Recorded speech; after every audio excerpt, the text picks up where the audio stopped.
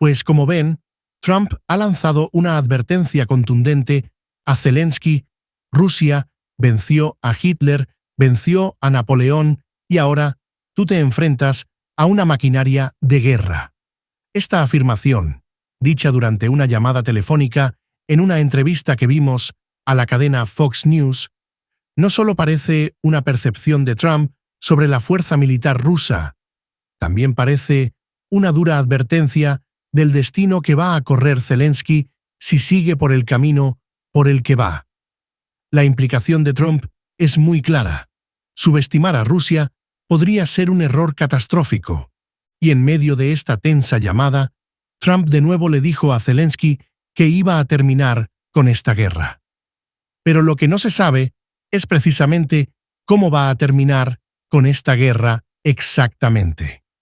Es parte de la duda que hoy se tiene sobre esta perspectiva, porque es una pregunta que ha dejado Occidente en suspenso por varias razones, por varias perspectivas, pero principalmente considerando el enorme historial que tiene Trump de su carrera política. Tiene mejores relaciones con Putin que con el propio Zelensky. Sus constantes críticas a las intervenciones bélicas de la OTAN, pues nos hace pensar que Trump no es precisamente partidario de financiar conflictos y en alianza. ¿Ahora estamos ante una oportunidad real de paz? Y sobre todo, ¿cuáles son las posibilidades verdaderas de que Ucrania salga bien librada de esta guerra si sigue en el camino por el que va? Porque parece que la advertencia de Trump ha calado muchísimo a Zelensky. Y por cierto, hoy son muy pocos medios occidentales los que están cubriendo esta nota de la entrevista que Trump dio a la cadena Fox News. Es una verdad dolorosa y parece que está incomodando muchísimo a Occidente. Alba, no la están replicando mucho. No, claro que no, porque dijo muchas cosas que, como ya lo habíamos dicho anteriormente, de este lado de la historia o de este lado del mundo no nos cuentan. Y es que hay que reconocer cuando alguien ha tenido un buen desempeño en la guerra. Como lo dice Trump, no es una maquinaria de guerra. Le ganó a Napoleón, le ganó a Hitler. Hay que reconocerle eso. De hecho, yo me enteré del Día de la Victoria en Rusia, que lo celebran el 9 de mayo. Ahora que está lo del conflicto y ahora que se le ha empezado a dar más cobertura, debería de ser algo, un dato histórico, un dato de cultura general que todos deberíamos de conocer, que todos deberíamos de saber. Pero cómo no es de este lado del mundo, y cómo Rusia ha sido el enemigo, el contrincante y el oponente número uno de Estados Unidos. Pues muchos de sus logros o muchas de sus cosas no se le reconocen. Entonces, no se le reconocen esos triunfos, y por sí que por siguiente no nos los muestran en la escuela. Sí, y la advertencia, por cierto, de Trump, pues ya caló muchísimo a Zelensky. Curiosamente, les decía, pocos medios occidentales lo están cubriendo, sobre todo en esta parte de la entrevista que dice Rusia venció a Hitler y a Napoleón, y tiene un hilo histórico y profundo en este contexto que señala cómo es una máquina de guerra Rusia. Y no dijo mentiras. Miren, comencemos con Napoleón. En 1812, Napoleón Bonaparte lideraba la Grande Armée, un ejército de más de 6.000 soldados cruzando el río Niemen con la esperanza de tener una victoria rápida que forzará a Rusia a negociar. ¿Les suena esta historia?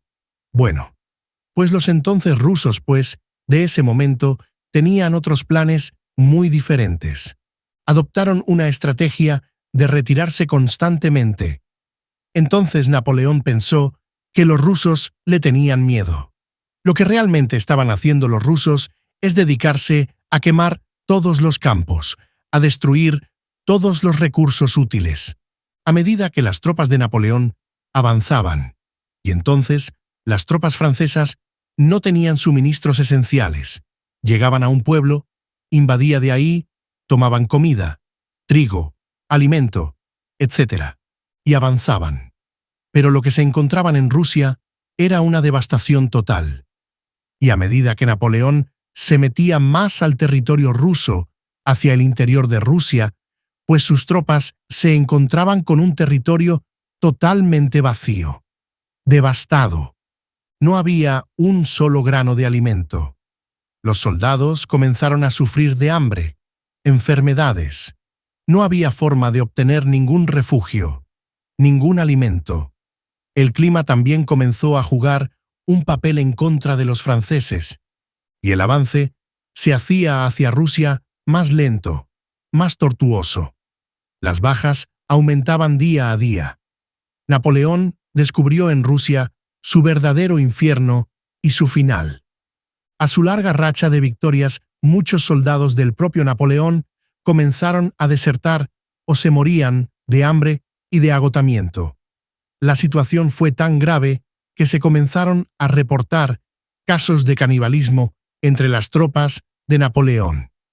Cuando Napoleón finalmente llegó a Moscú, pensó que se iba a encontrar con una ciudad lista para rendirse. Pero lo que se encontró, en cambio, era una ciudad vacía, en llamas, quemada por los propios rusos para evitar que los franceses la usaran como base. Fue un golpe psicológico y logístico devastador para Napoleón.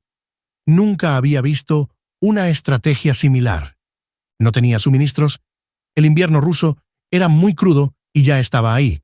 Napoleón se vio obligado ¿a qué? Pues a tener que ordenar su retirada porque necesitaban comer, necesitan reabastecerse. Y las tropas de Moscú actuaron en una de las marchas más horrorosas de la historia militar. Rusia no tuvo piedad ni en la retirada, y cuando los franceses se iban con temperaturas, por cierto, extremadamente bajas, a menudo por debajo de los 30 grados Celsius.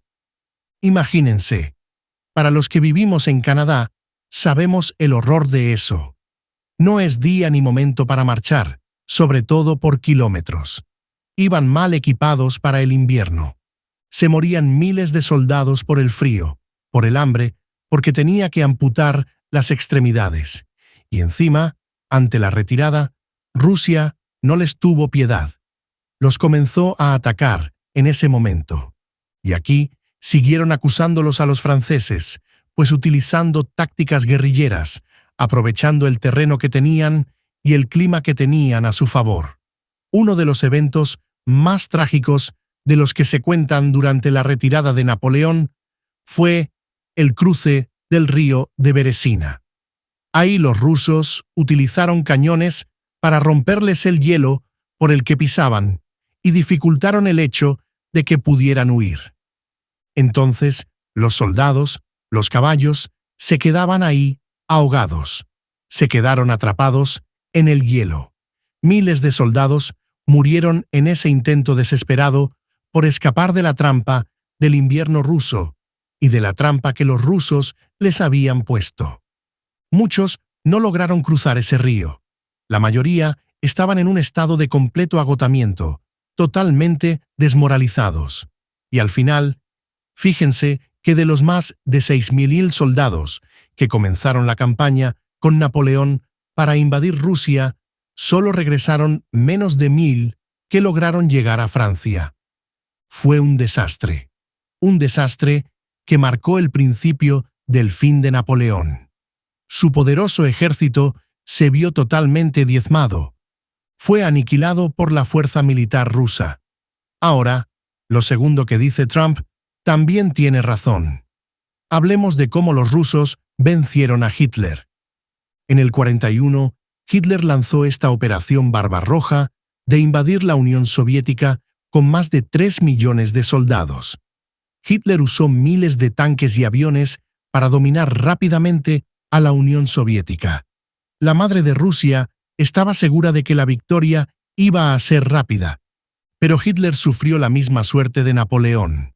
Subestimó gravemente a los rusos. Desde el principio, la invasión alemana fue brutal y fue muy rápida, con avances profundos en territorio soviético. Y Hitler pensó que esta era una victoria inminente. Pero nuevamente, los rusos utilizaron tácticas muy similares a las que emplearon contra Napoleón. Se retiraron estratégicamente, extendieron las líneas de suministro alemanas, destruyeron todo lo que podía ser útil para los invasores. Exacto. Gracias por vernos. Si te ha gustado este clip, síguenos en vivo para ver nuestro programa completo de lunes a viernes en nuestros canales de YouTube y Facebook. Suscríbete, comparte con tus amigos y déjanos tus comentarios. Te esperamos en vivo.